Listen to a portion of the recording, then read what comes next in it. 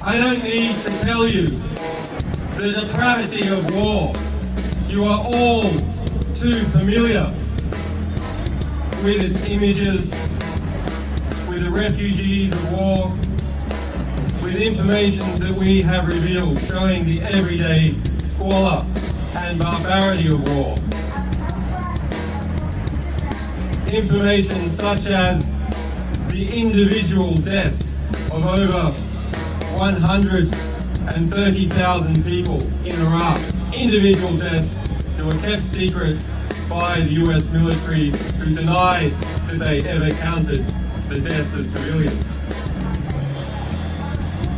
Instead, I want to tell you what I think is the way that wars come to be and that wars can be undone. In democracies, or the pseudo-democracies that we are evolving into,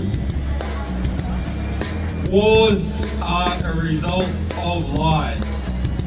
The Vietnam War and the push for US involvement was a result of the Gulf of Tonkin incident. A lie. The Iraq War famously is a result of lies. Wars in Somalia are a result of lies. The Second World War and the German invasion of Poland was a result of carefully constructed lies. That is war by media. Let us ask ourselves, of the complicit media, which is the majority of the mainstream press, what is the average death count attributed to each journalist? When we understand that wars come about as a result of lies peddled to the British public and the American public and the publics all over Europe and other countries, then who are the war criminals? It is not just leaders, it is not just soldiers, it is journalists. Journalists are war criminals.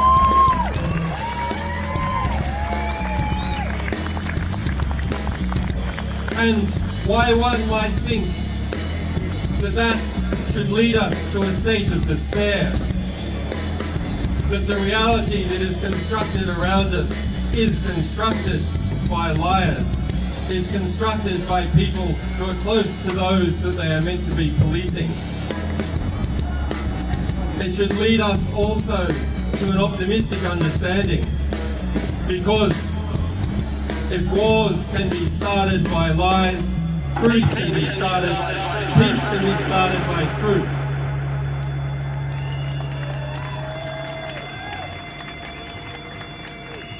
So that is our task, and it is your task. Go and get the truth. Get into the ballpark and get the ball, and give it to us, and we'll spread it all over the world.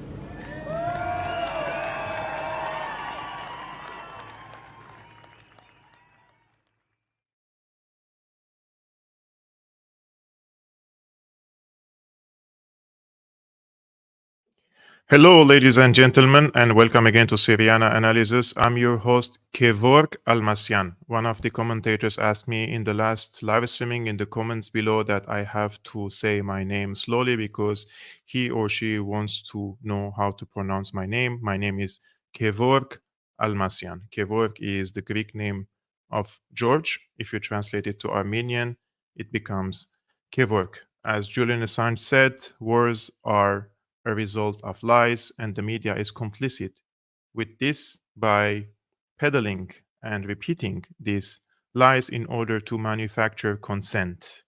This is very important for the people to understand that without a public consent for wars, these elites cannot wage the wars that are filling the pockets of the tiny elites.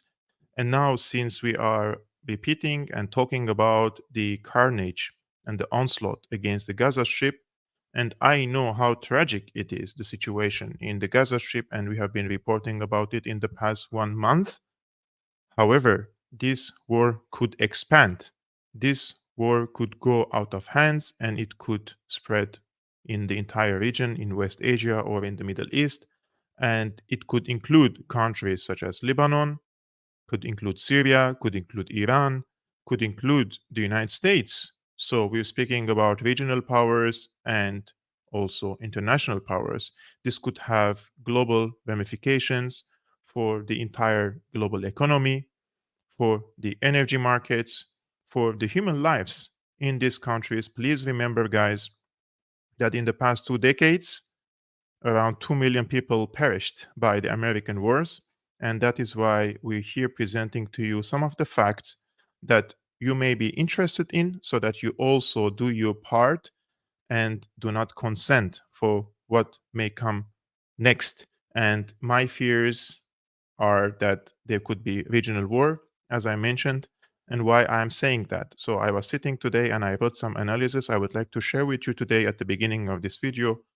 If you guys were following the previous live streamings, I've been warning that the presence of the US aircraft carriers, the warships, and the nuclear submarines in the Middle East or West Asia are not only to quote unquote deter Hezbollah, but also to threaten Syria and possibly also Egypt, to intimidate Egypt to accept the 2.2 million Palestinian refugees and also threaten Syria, as I told you previously.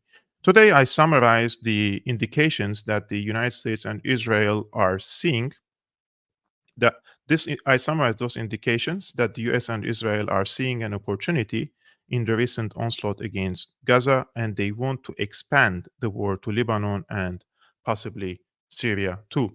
The first indication, if you followed the regime change war in Syria initiated by the United States since 2011, you will come to the conclusion that these terrorist groups, that different terrorist groups, including Al Qaeda and ISIS, those are like contract armies of the United States operating under the US command against the enemies of Washington, D.C. And those enemies were mainly the Syrian army, Hezbollah, the National Defense Forces, and other allied militant groups.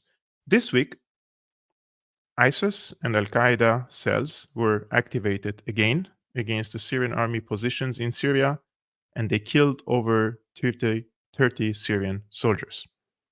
Personally, I don't think these are coincidences. I believe they are coordinated and guided by foreign intelligence apparatuses, especially in the region and abroad. One of the attacks happened in northern Latakia by Al Qaeda. They are infiltrating from the mountains in northern Latakia against the positions of the Syrian army, and those areas are mostly held by HTS, Hayat Tahrir al-Sham, or Al Qaeda, and also the Turkestan army. Islamic Turkestan army are the Uyghurs who came from China. Erdogan brought them first to Hatay or Liwa Iskandaron, and from Iskandaron he pushed them to Syria. There are around 5,000 militants from the Uyghur community. The overall community is around 15 to 20,000 Uyghurs in Idlib. The second indication, the Israeli side bombed today morning actually, a military post for Hezbollah in the central city of Homs. As Homs is in Syria, it is close to Lebanon, and Israel killed 7 Hezbollah militants. Now, in the past years, Hezbollah's leader Hassan Nasrallah said, if Israel targets the Lebanese group in Syria, Hezbollah will respond from Lebanon against Israeli targets. And since then, this was 5-6 years ago. And since then, Israel avoided killing Hezbollah militants in Syria, which turned into an undeclared but well established rule of engagement. Israel respected this rule of engagement, and Hezbollah, in return, respected this rule of engagement. However, today, Israel broke this rule of engagement and hit a Hezbollah site inside Syria, not in Lebanon, which indicates Tel Aviv is provoking Hezbollah for greater response from southern Lebanon against the northern settlements in Israel and hence expanding the war. The third indication, nuclear submarines arrived to the region, and the announcement of the arrival of these submarines to the region, in my opinion, are very important because usually they don't tell the public, the general public, that they have sent a nuclear submarine, but they purposely publish this information. And SETCOM, the command center of the Americans in Qatar, they even published some photos of these submarines. And this indicates that the United States is flexing its muscles in the region to deter Iran. This is the important thing. Those are not for Hezbollah, as I told you. Those are to deter Iran. And because they don't want Iran to intervene, they want to expand the war that may include in Lebanon and Syria and sideline Iran from this conflict. So, in my opinion, the anti-Israeli alliance in the region, of course, is capable of dealing with the warships and the aircraft carriers. They have the technology, they have the missiles, they have the kamikaze drones to deal with these warships and aircraft carriers of the Americans. However, they don't have the means to deal with the nuclear submarines of the United States in the region.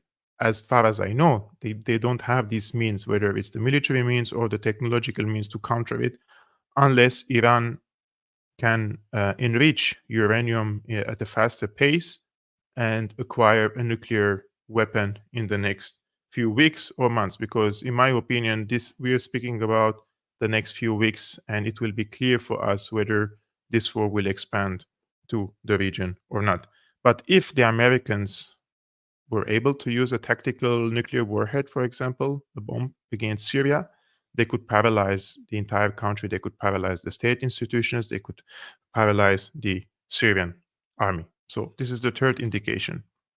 The fourth indication, the Ukraine war is a stalemate. This is the narrative that the United States is now spreading all over the mainstream press, and this is not a coincidence.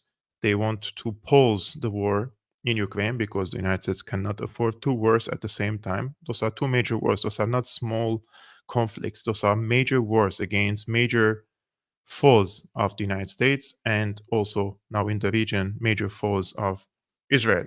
And they're asking and urging Zelensky to strike a peace deal with Russia. The establishment pundits, of course, are also writing opinion pieces after another and arguing why Israel is more important now than Ukraine and why the United States should prioritize the conflict in the Middle East over the conflict in Ukraine. And I will come later in this live streaming and I will show you some of the examples of how these establishment pundits and journalists are purposely, again, writing these opinion articles and spreading this argument and narratives because they want to pause the conflict now in Ukraine. And these four indications may be enough signals, in my opinion, that there is a serious possibility for regional war. In US and Israeli calculations, they see Syria, after 12 years of regime change war, as the weaker link in the alliance which includes Iran, Syria, Iraq, Lebanon, and some other non-state actors in the region. And they believe in Israel and the United States that if Syria falls, the rest of the alliance can collapse because Syria represents the link between Tehran, Baghdad, and Beirut. And this was one of the main reasons for the regime change war that was initiated by the CIA and the Pentagon since 2011. They wanted to subjugate and to change the regime in Syria for this main reason, because they wanted to break this organic and geographical linkage between these different countries and these different powers, because they represent a threat to Israel. Now, if Syria falls, it will be divided and partitioned to at least 4 parts. The Kurds will have their share in the eastern shore of the Euphrates, where they have American forces and they have most of the oil and gas fields and also the wheat. The Druze will definitely try to take their piece of cake in Sweda. And I'm not talking about everyone, right? Like, not generalizing, but if you can buy the leaderships and the people who represent these different ethnicities and religious groups, you can manage the division and partition of Syria. And this was on the plan of the Americans when they said we're going to create a new Middle East in 2006, and they wanted to divide the countries on sectarian and religious lines. And they have done it, for example, in Iraq. You can see there are three different regions there: a Sunni region, a Kurdish region, and a Shiite region, for example. And they want to do similar thing in Syria. So they are planning for a Kurdish region, a Druze region, a Sunni region, and an Alawite region. This is their plan. Okay. It is believed that in Syria, it is believed that the current leadership in Damascus, headed by Assad, represent the unifying factor of the different ethnic and religious groups in Syria.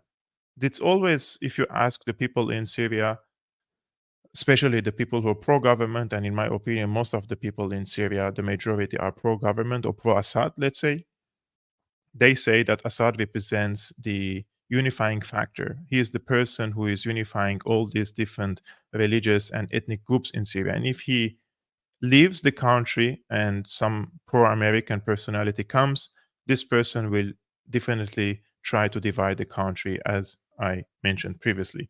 That's why they see in the expansion of the war, the Americans and the Israelis, therefore, they see the expansion of the war as an opportunity to finish what they started in 2011 after the failure of their proxies.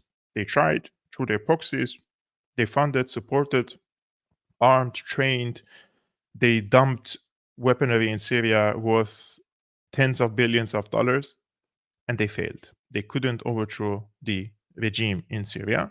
And the allies of Syria, mainly Russia, Iran, Hezbollah, and other non-state actors, they came to help Syria, and they defeated the armed rebellion against Assad. And rest assured, guys, if the US and Israel strike Syria, you will see their proxies moving in the eastern shore of the Euphrates. So the Kurds will try to gain more territories in the eastern shore of the Euphrates, and you will see their proxies in Idlib and in northern Syria, mainly HTS, Jaish al-Islam, Qaeda, and all these elements. You will see them moving from Idlib and northern Aleppo to the city of Aleppo to occupy it again. And of course, they will be supported by Turkey. And in the south, in Daraa and in Sueda, their proxies, they will try to seal the borders with the occupied Golan Heights, with Jordan and with Iraq. And the first thing that the new government will do in Syria, they will recognize the sovereignty of Israel over the occupied Golan Heights. Those are my analyses, those are my predictions of what could happen if the Americans and the Israelis expand the war in the region and try to trigger a regional war. This American project will not only hit Syria, in my opinion, but also will limit Iran's and Russia's access to the region. If you, let's say, somehow paralyze Syria and the regime or the whatever you want to call it, the leadership crumbles, then of course the interest of Iran and Russia will also be targeted and hit there, right? But also, it will also hit China's interests, especially namely the Silk Road Initiative in West Asia. And we can see nowadays that the Americans are trying to find an alternative route for this Silk Road Initiative. I believe it is coming from India, the UAE, Saudi Arabia, Jordan, Israel, etc. So they're trying to find an alternative for that. And I think that this is one of the also reasons why the Americans have occupation forces in the eastern shore of the Euphrates near the Iraqi borders, because they also want to block China's free access to the eastern Mediterranean. Because if the Silk Road Initiative moves freely between China, Central Asia, and in the Middle East to Eastern Mediterranean, this will be a big boost and boom for the Chinese project and the Chinese investments and the Chinese position in the global affairs. So this is the American plan.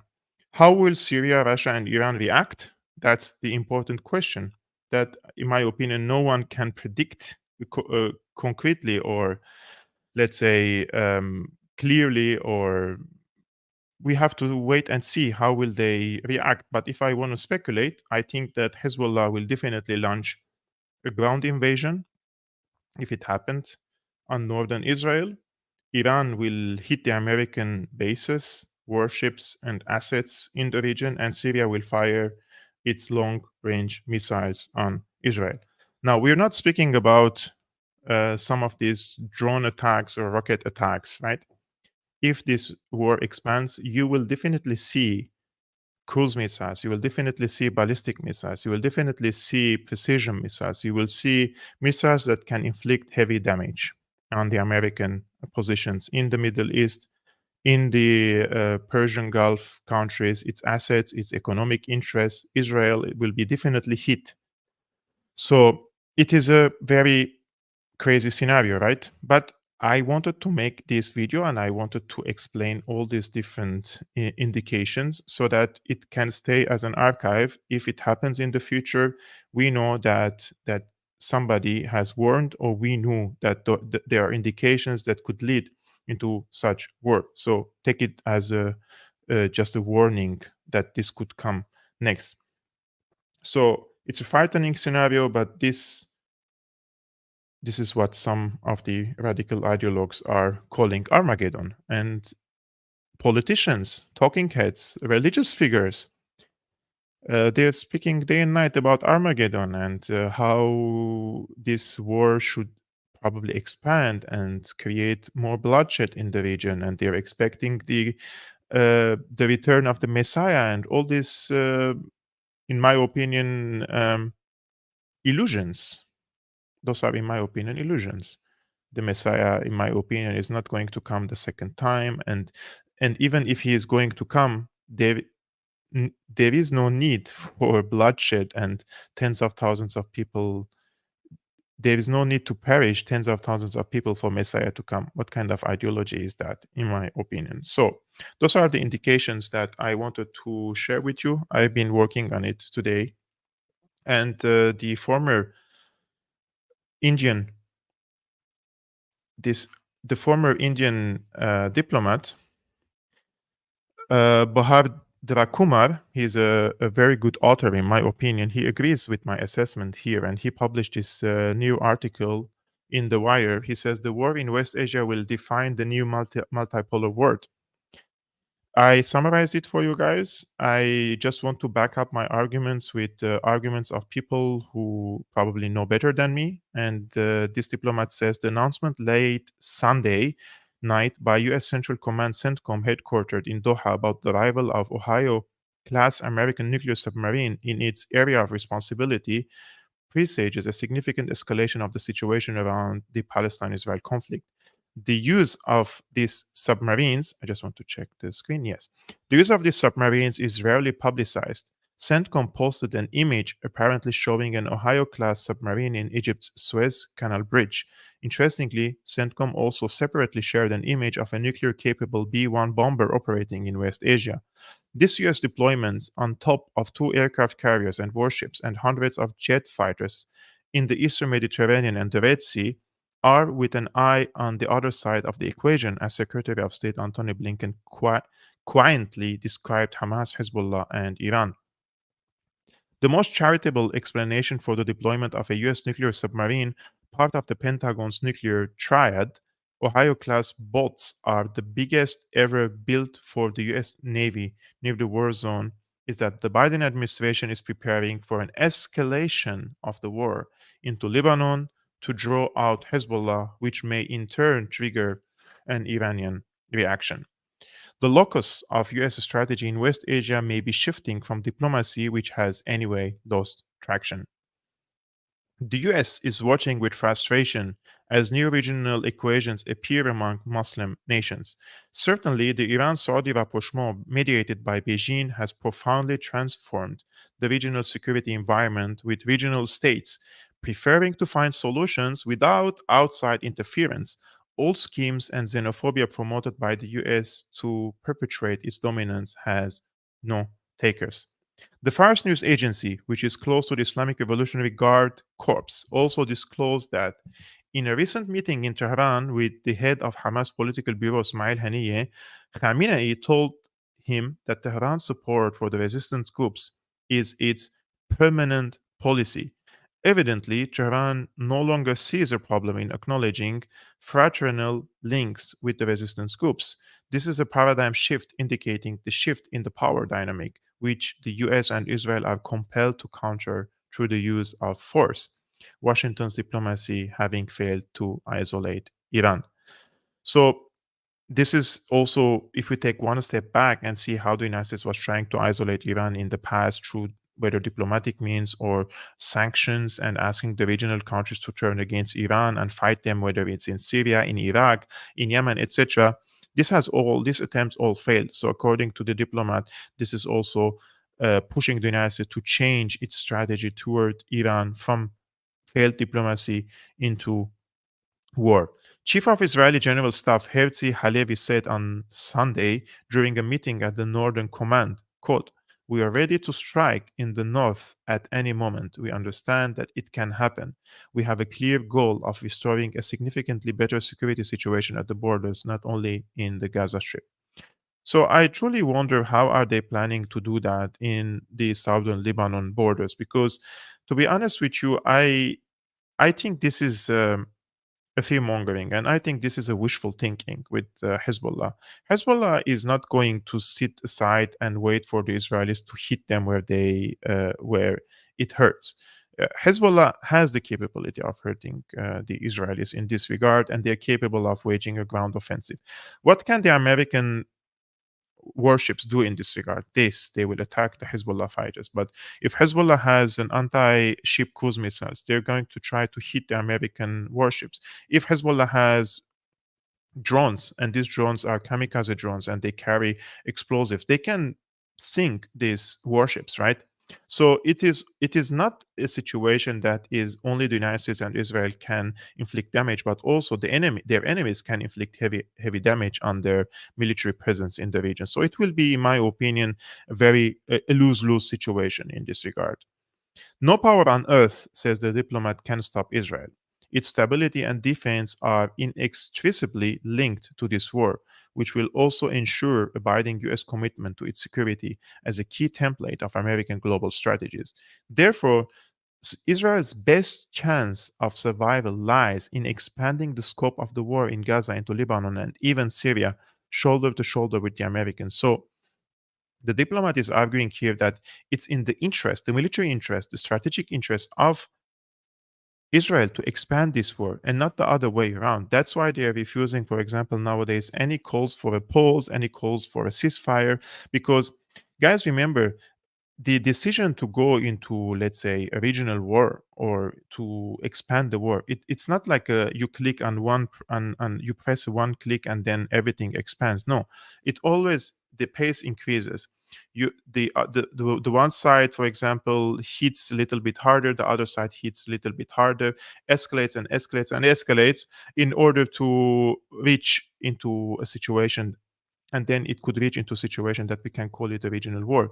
However, this could be a different way, for example, that Israel, for example, is hitting a place and they could miss hit, like they hit somewhere that is overly, for example, populated by civilians, or the other way around. They have a, for example, wrong intelligence, false intelligence information, and they hit somewhere and it causes a huge damage to a civilian area or something, and this could force the other side to retaliate in a heavier way. So also you always have to put in mind that miscalculations could lead, and also technological failures could lead into regional war. So we have to be careful about that. There is no question that locating the US nuclear submarine east of Suez is to intimidate Iran from intervening, while Israel, with US backing, opens a second front in Lebanon. So yeah, as I told you, like they want to sideline Iran. They want to prevent Iran from intervening into this war so that the Israeli side can fight against Hezbollah and possibly against Syria, while Iran is deterred from intervening. Because if Iran is intervened, then I think the balance of power will be in favor of what they call the axis of resistance.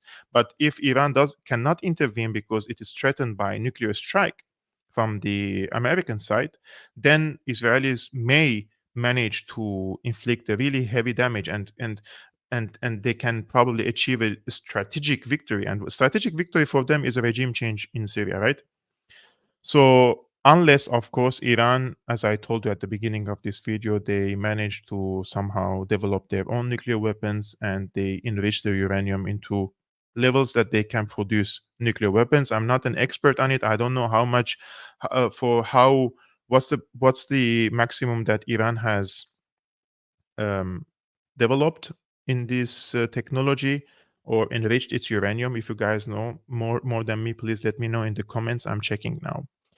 So there is no question that locating, as I yes, this is we already read. So a war with an indeterminate timeline is set to begin in West Asia. There is no knowing how the 80-year-old American president will respond to the inevitable call of jihad. When he says jihad, he means probably the Arabic countries or Islamic countries, they will call for jihad, which I suspect they will do, because these calls for jihad only work when the Americans ask the Saudis and the Qataris and the Turks and the rest of these pro-American governments to incite and encourage their imams to call for jihad against the enemies of the Americans. When was the last time there was an organized call for jihad against the United States in the region?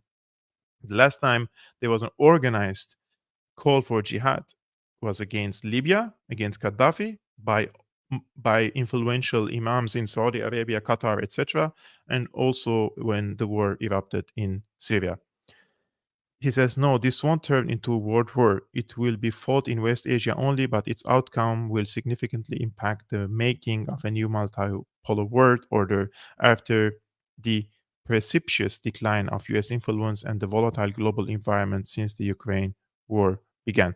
Now, I respectfully, of course, disagree with the diplomat here that he says that this will not be a global war or World War III, because I mentioned this few times already.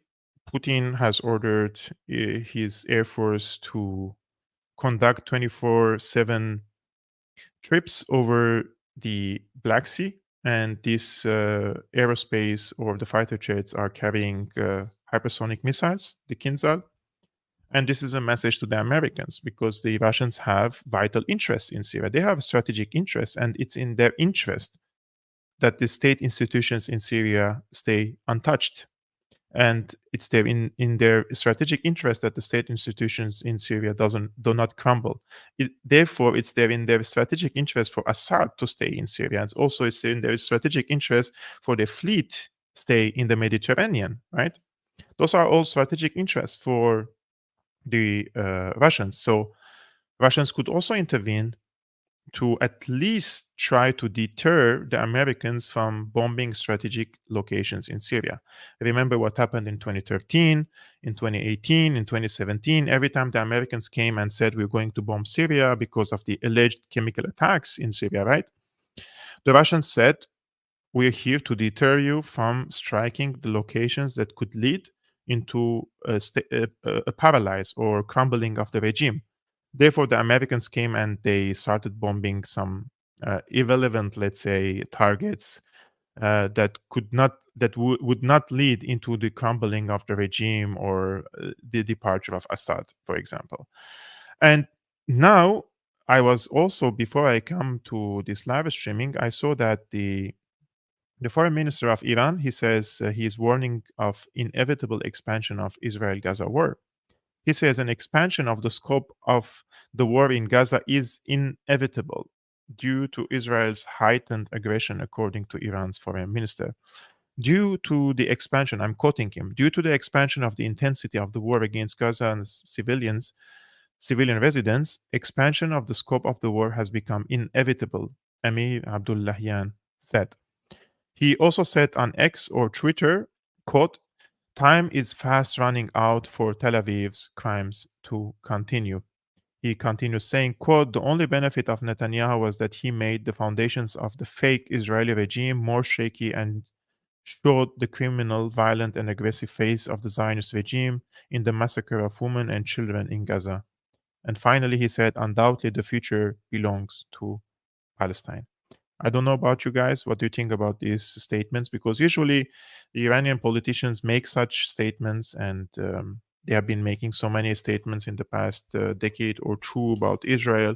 Do you think that Iran will intervene if Israel bombs Syria or Lebanon, or will they sit aside because Syrians and they think Syrians and the Lebanese are able to deal with this attack, or probably they don't want to do an adventure and destroy all the, let's say, the gains that they have made in the past few decades since the Islamic Revolution. There they have created a strong country, a strong army, state institutions, so they don't want to bring a carnage on their own country. Let me know, guys, your opinions in this regard. Personally, I believe that the strength of Iran lies in this alliance. Without this alliance with Syria, with Iraq, with Lebanon, Hezbollah, Hamas, and all these countries, Iran will be irrelevant. It will be isolated. It will not reach to the Mediterranean. It will not reach to the Middle East. It will not have an influence and leverage over the region. So if Iran wants to keep that position, which is a strong regional country, then I suspect that they will intervene. But if the Americans are sending nuclear submarines to the region, then what is going to be the fate of Iran if this time the Americans use tactical nuclear weapons against Iran? And do you think that Iran will develop its own nuclear weapons then? Because those are all questions, right? Because despite all these religious fatwas that say in Iran that it is that they prohibit the development of the use of nuclear weapons, but they could all change. And they could say this time that we can use it for defensive measures because we have been striked. Americans striked us, or we will be striked and hit by nuclear weapons. So they could change. In my opinion, they're flexible in this regard. Another indication I found today. This is a very famous journalist, by the way. He has very close ties to. His name is Hussein Murtada. He has very close ties to Hezbollah and very close ties to Iran. He says here that American cargo ships or cargo planes are landing in northern Lebanon in an airport. So he says in Hamad Air Base in northern Lebanon, something dangerous is preparing. American cargo planes are landing at night in intensity. What are these planes transporting and from where? Sometimes it I feel like Lebanon is a banana republic. How can the Americans send cargo planes and land in Lebanese airbase? Um, and if they are carrying this, what are they doing there? Of course, they're carrying weapons, right? I mean, and these weapons will be used against the Lebanese party and Lebanese faction. And Hezbollah, for those who do not know, they represent a large swath of the Lebanese people, probably 35% of the Lebanese or 30% of the Lebanese people, especially the Shiites. Also, Hezbollah is in the Lebanese government. They have representatives, member of parliament, they have ministers.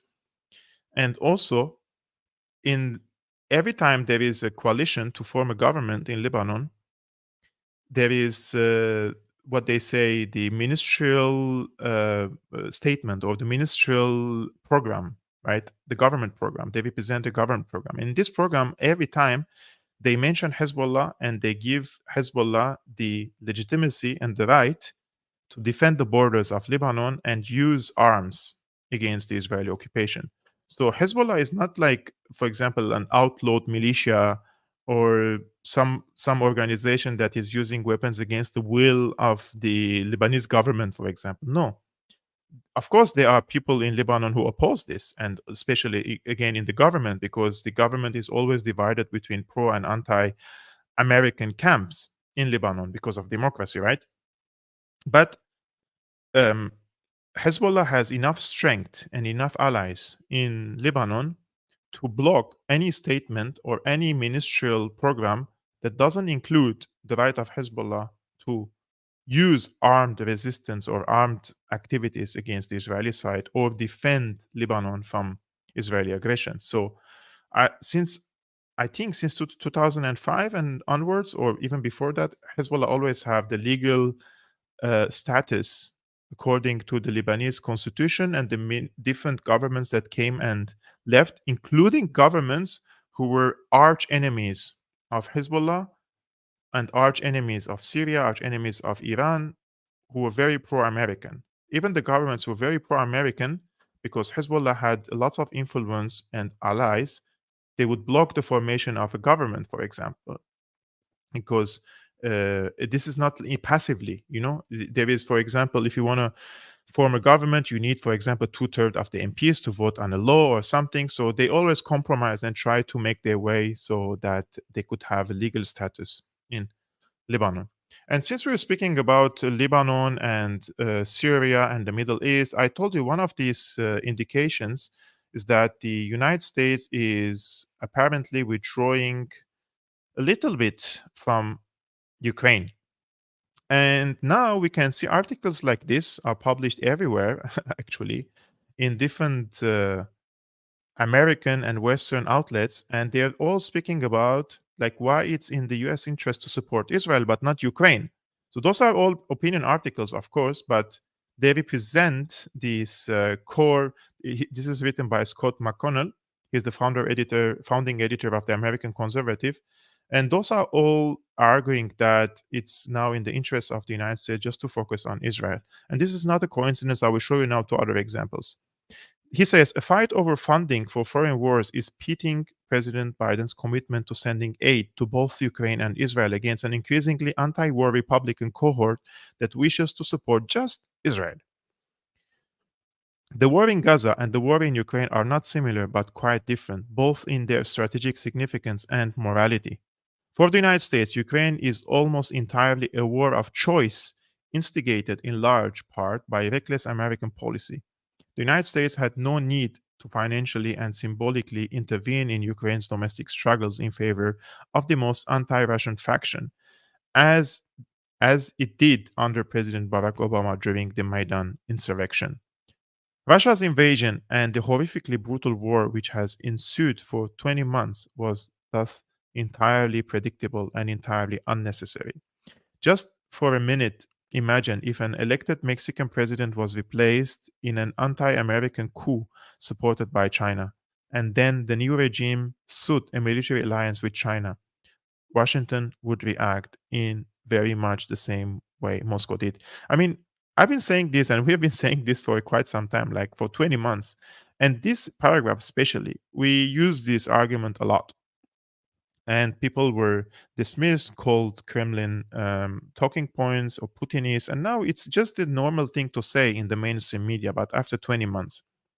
The Ukraine war is almost entirely a case of the United States, or most particularly, the narrow group of American elites which benefit from NATO expansion, going abroad, looking for trouble and getting it. I do not really think that this is just about these tiny elites.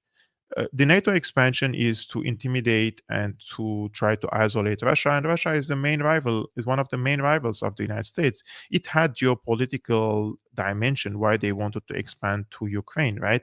I understand that of course, the elites in the United States also want to make profits, financial profits for themselves, but also there is always the geopolitical aspect why they chose Ukraine and why they wanted to split Ukraine and why did they want to stop the Russian and the European economic integration through having a strong presence in Ukraine. Those are all considerations that is not mentioned here. But anyways, here it says, but I, like many Republicans and other right-leaning intellectuals throughout the West, are also influenced by something else in supporting Israel. He says it's not Christian Zionism, said to be vastly influential in the American South and Heartland. It is a sense that Israel is part of whatever remains of the West's common civilization. So, according to him, Israel is part of the Western civilization, and here he says Israel is part of the West, which is part of its difficulty in the Middle East, but is also part of the reason that when push comes to shove, most Americans will support it. He says Israel is waging a just war in Gaza and an unjust war of ethnic cleansing in the West Bank. I do not understand this argument, to be honest with you, because the same thing has been said about Ukraine. And they said Ukraine is part of the West and it represents the Western values and it represents the cradle of democracy, and that if you don't defend Ukraine, then the entire Europe will crumble, and then the Russians will come and conquer Western Europe, and then democracies will demise and everything. This is the same argument that they used with Ukraine, and now they're using it with Israel. Finally, he says Israel and Ukraine are not part of the same struggle, quote, against evil. Russia has reacted as any self respecting power would to a rival seeking to build military bases on its borders. Israel is reacting the way any normal country would to the brutal mass murder of its citizens. Washington policymakers should understand that.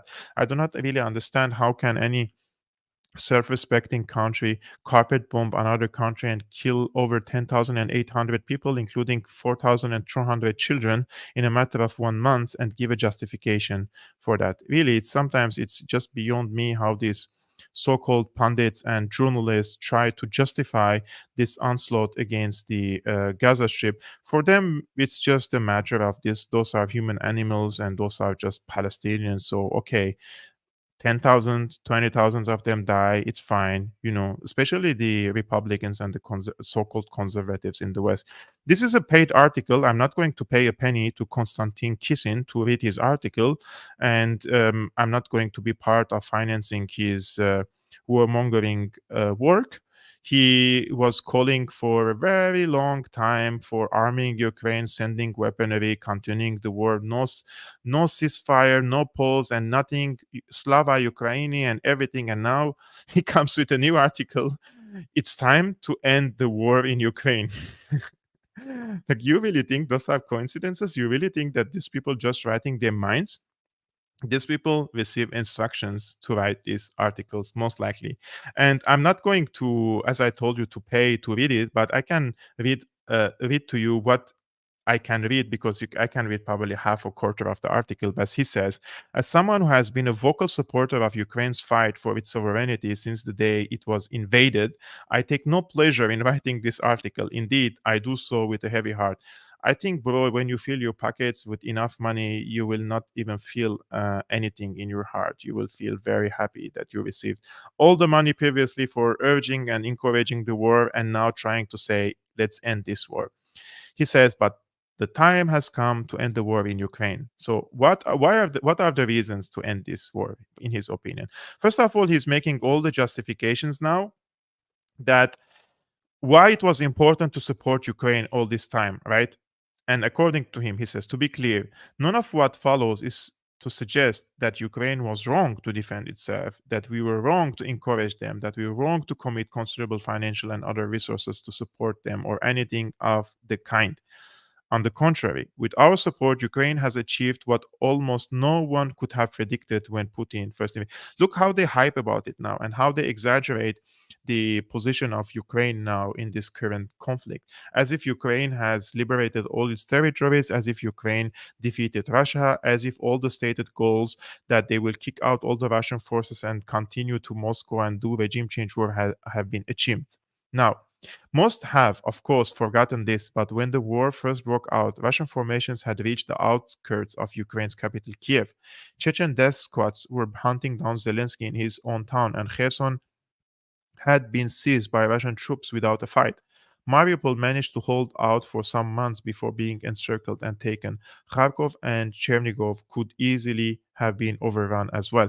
Look, my problem with these people is not that they are writing according how the American national or strategic interests are. My problem is that these people are not speaking the truth. For example, when it comes to Kiev, Russia was very easily able to occupy Kiev when they encircled Kiev and they sieged Kiev, for example, at the beginning of the war. But then there was this proposal of a peace treaty between Russia and Ukraine, and the Ukrainians received a copy, and they were negotiating, right, in March 2022 for a peace treaty. And the Russians said, okay, as a matter of goodwill, as a gesture of goodwill, I will withdraw from Kiev in exchange for your, on the surroundings of Kiev, in exchange that you will sign this peace treaty. And this peace treaty says that Ukraine has to be neutral, it will not join NATO, and it will not become an anti Russian territory to be used by NATO against Russia, and they will limit the number of the Ukrainian armed forces so that they don't pose a threat on the Russian-speaking people or the ethnic Russians in the east. Even it was approved by Russia that the areas in the Donbas region, they will come back to Ukraine and they will have their autonomous status. Only Crimea stays with Russia. But when Russian army withdrew from Kiev or the surroundings of Kiev, even before that, Boris Johnson, the former Prime Minister, Joe Biden, everybody told Zelensky, you cannot sign this peace treaty. You're not going to sign this peace treaty, and we're going to give you enough weapons and enough ammunition and anything you need to defeat Russia and kick them completely out. And now, 20 months later, you can see these same people who are sending hundreds of thousands of Ukrainians to their death. Everybody knew what's going to happen, right? And we said it's a meat grinder. We said they're used as cannon fodder and everything, and we would call Putinists and Kremlin bots. And now they're saying exactly the same thing because they don't have the argument of asking Ukraine to continue this war. They don't have the argument and the strong argument to say for the Ukrainians to continue this war. And also with the eruption of this new war in the Middle East, now they are forced to accept to pause this conflict in Ukraine. Please, I'm not saying they want to end the war. They want to pause the conflict in Ukraine so that they finish first the business in the Middle East and they will come back to Ukraine later. And this opinion article by Jason Willick in the Washington Post proved this argument. Ukraine supporters, he says, need to rethink their theory of victory. Do you really think, guys, all these articles in the past 10 days are a coincidence? All of them, all of a sudden, they come to the same conclusion that Ukraine cannot win this war, something that we have been saying for the past 2 years. He says, as Zaluzny diplomatically pointed out, the US administration didn't always act decisively. Long-range missiles and tanks were most relevant to us last year, but they only arrived this year, he told The Economist, which made it easier for the Russians to retrench. Whether this was because of bureaucratic inertia or President Biden's effort to manage escalation risk, the result is the same. Ukraine today finds itself worse off than it was last November. Its troops are exhausted and depleted. Its weapons stocks are running low, and Western publics are more polarized over providing further support. He says Ukraine's counteroffensive was supposed to sustain political support for Kiev by proving that it could reconquer lost territory. Now, supporters of Ukraine might need to make the inverse argument. Ukraine is not reconquering substantial territory, and aid is needed indefinitely to forestall a devastating defeat. I really want to know what's the difference of when I was accused of being a Putinist and all these talking points now in the Washington Post. The window for a negotiated settlement favorable to Ukraine, if there was ever one, has surely closed, as Russia sees a technologically stalemated battlefield in which it has a long-term advantage in manpower. Ukraine now needs to outlast the Russians. Putin is not immortal, and authoritarian power transitions can be bumpy. So basically, he's saying that Putin is going to die anyway in a year or 2 or 5 or 6 or 10. So we have to wait until he dies, and there could be some transition, and this transition can be bumpy, and we could return back to try to support Ukraine and try to defeat Russia again. So this is not about Putin, as I said, it's about Russia. They want to defeat Russia. They would be very happy to see Russia the way it was in the 90s when it was ruled by a drunk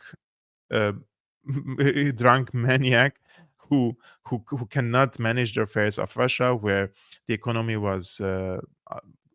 has collapsed. The people were hungry. They were standing in queues for bread, for food, and women were working in big numbers in prostitution, for example, right? This is what they want to see in Russia. The United States, he says, should never recognize Putin's illicit conquest, but it might need to pivot from dreaming of victory to preparing to live with stalemate. They want to keep the stalemate now. The stalemate in World War I was broken by US entry as a direct combatant against Germany, but there is virtually no appetite in the United States for direct war with Russia. Russian victory in Ukraine would be a terrible blow to US interests, but not terrible enough to risk nuclear war. So this is it, guys. It seems that the war in Ukraine is coming to an end, or what they call the stalemate. They want to pause the war in Ukraine. They want to focus on the Middle East, and this increases my fears that they're preparing for a larger regional war that includes Iran, Syria, Hezbollah, Israel, United States, and probably other allies of Israel.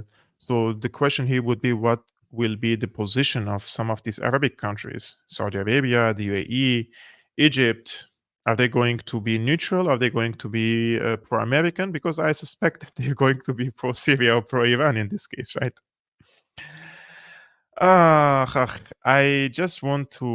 wanted to show you a few other things actually, but I will summarize it into one or two things now that are, I think, very, very important in this regard. One of which is, I will screen it to you very quickly.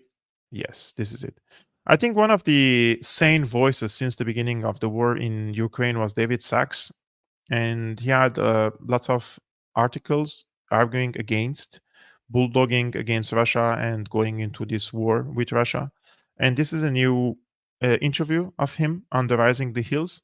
He says the narrative dam around the reality of Ukraine has completely broken and the truth is now pouring out. He's been saying this for a long time, but this is a really nice interview, in my opinion, about how the truth is now coming out and the people cannot hide the truth anymore in the Ukraine war. Let's take a look together.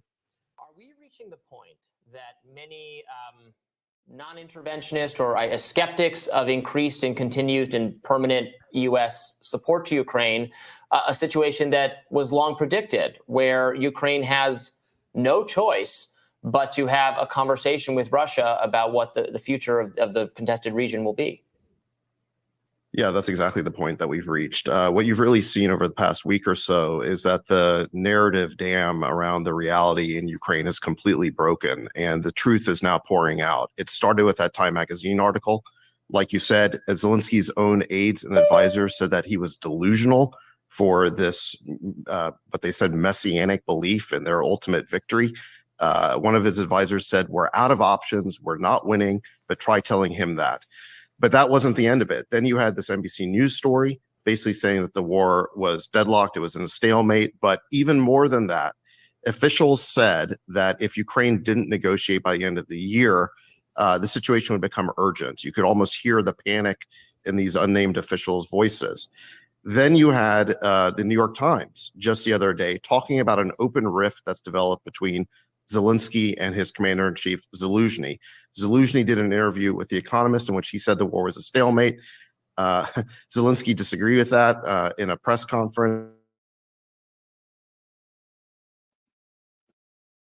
What we see now is that there is no agreement within even the Ukrainian senior leadership between Zelensky and his advisors, between Zelensky and his top general about what's happening in the war. But I think that now the truth is broken out, which is that Ukraine is not winning this war. The counteroffensive has been a failure.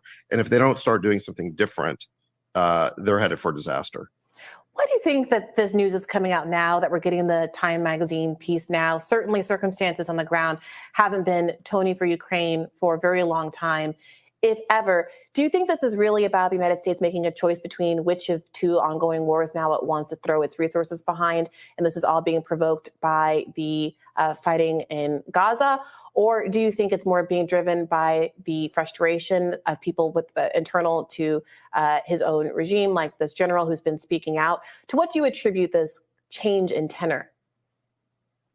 I think that if Zelensky continues with this strategy of insisting on advances, that there is a great fear on the part of the administration and within his own general corps that Ukraine will collapse.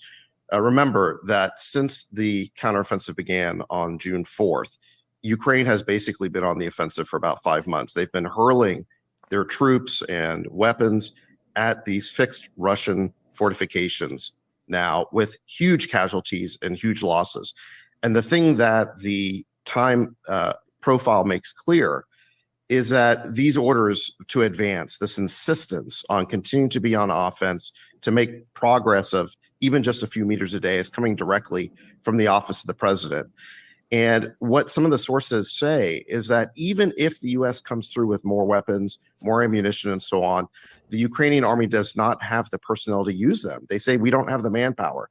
So I think there's a great fear now that if Zelensky continues with this delusional strategy, that the Ukrainian side will collapse. And I think that the Biden administration is very interested in avoiding a situation like that, a collapse like that, before the election.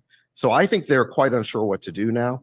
And I think you're seeing, again, administration officials now speaking more honestly about the situation because they see the urgency here.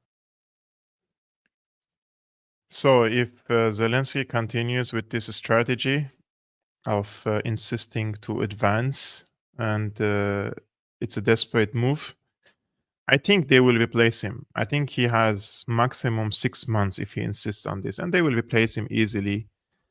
His entire existence and his entire presence in power is conditioned with his going along with the American policy. And if he goes against the American policy, they will replace him very, very easily, in my opinion. He doesn't have the keys in his hands, his finances, his military, the economy of the country, the entire existence of Ukraine is conditioned and dependent on the American, NATO, Western support. And this is what happens when you turn your country into a client state of other country, regardless whether it is NATO, whether it is Russia. You always have to keep your sovereignty and try to pursue a strategic relationship with others so that the others also respect you and treat you as peers. And unfortunately, Ukraine is not that at all, despite although they argue otherwise, but Ukraine is just a lost case now for the Ukrainians, and Ukraine has become a pawn in the hands of NATO, and they can replace their president anytime they want at the current moment, in my opinion. And they will do that if Zelensky refuses to pause this conflict for now until the Americans focus on what's happening in the Middle East. This is my opinion. What do you think, guys, about this? Especially in the first part when I spoke about the 4 indications that we may be heading to a regional war.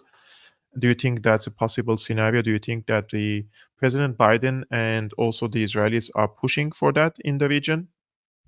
I think so.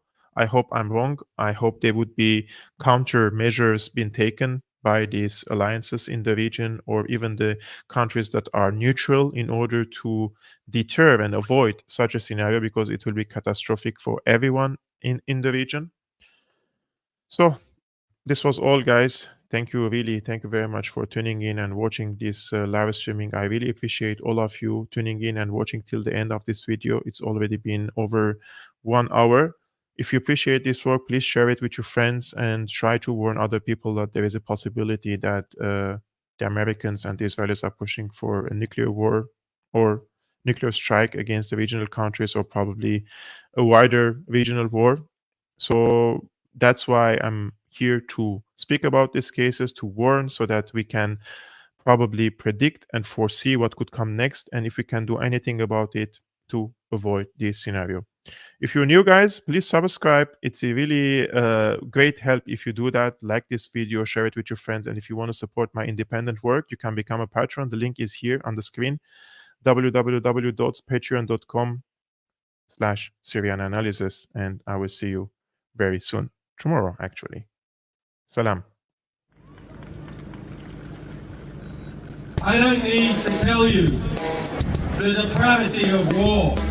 You are all too familiar with its images, with the refugees of war, with information that we have revealed showing the everyday squalor and barbarity of war.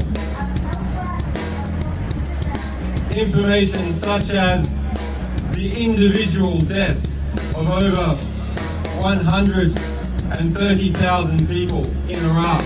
Individual deaths that were kept secret by the US military, who denied that they ever counted the deaths of civilians.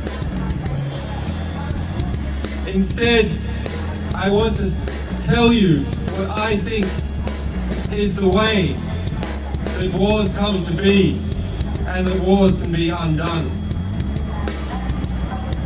In democracies, or the pseudo-democracies that we are evolving into,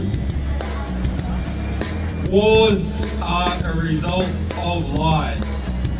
The Vietnam War and the push for US involvement was a result of the Gulf of Tonkin incident. A lie. The Iraq War famously is a result of lies. Wars in Somalia are a result of lies. The Second World War and the German invasion of Poland was a result of carefully constructed lies. That is war by media. Let us ask ourselves, of the complicit media, which is the majority of the mainstream press, what is the average death count attributed to each journalist? When we understand that wars come about as a result of lies peddled to the British public and the American public and the publics all over Europe and other countries, then who are the war criminals? It is not just leaders, it is not just soldiers, it is journalists. Journalists are war criminals.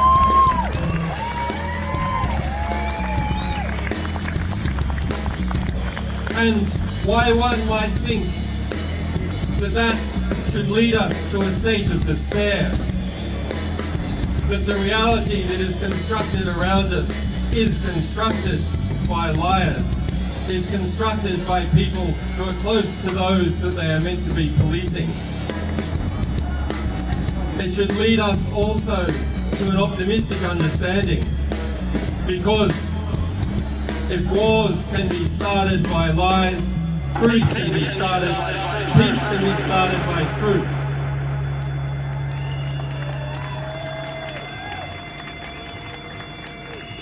So that is our task, and it is your task.